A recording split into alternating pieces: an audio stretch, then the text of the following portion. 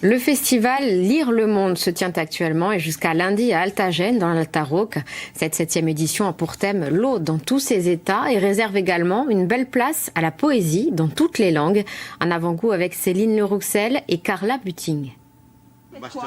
Au bar du village, eux préparent leur intervention.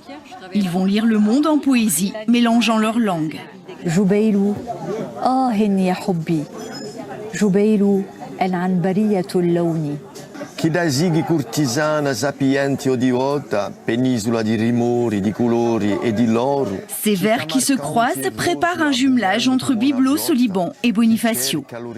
La Méditerranée, c'est aussi une construction par la fraternité, puisque c'est à la fois un fantasme et un vœu qui ne doit pas rester pieux. Et donc, le but, justement, c'est chaque fois qu'il y a une occasion de favoriser l'échange, la rencontre et la fraternité. Vous le ressentez fortement, vous, qui vous êtes emparée, qui êtes tombée amoureuse de la Corse? Mais tout à fait, parce que par rapport à moi, la Corse, c'est une projection de mon pays, de mon Liban, en une version beaucoup plus préservée. Et voilà, je me trouve ici et je me trouve chez moi.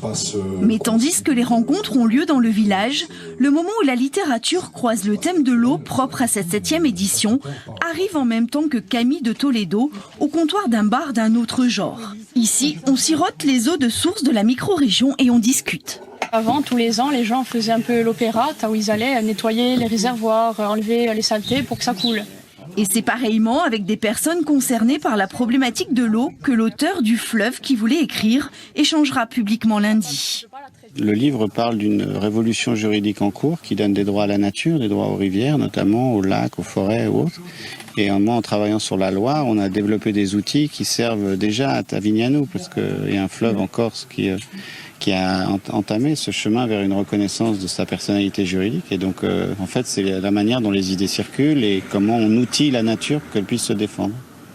Et vous, vous emparez de ça? Alors, justement, parce que lundi, justement, les membres du collectif Tavignano seront là, également pour à la fois revoir Camille de Toledo qu'ils ont déjà rencontré, mais aussi pour être en lien avec les élus ici sur place. Je pense notamment à Jean-Paul Rocazer, qui est le maire de Serres, qui est une sorte de gardien du Couchonne, en fait. Et lui, il se dit, est-ce que le fleuve qui voulait écrire, ça pourrait pas être aussi le plateau Couchonne qui voudrait écrire et parler et se défendre et dire ce qu'il a à dire?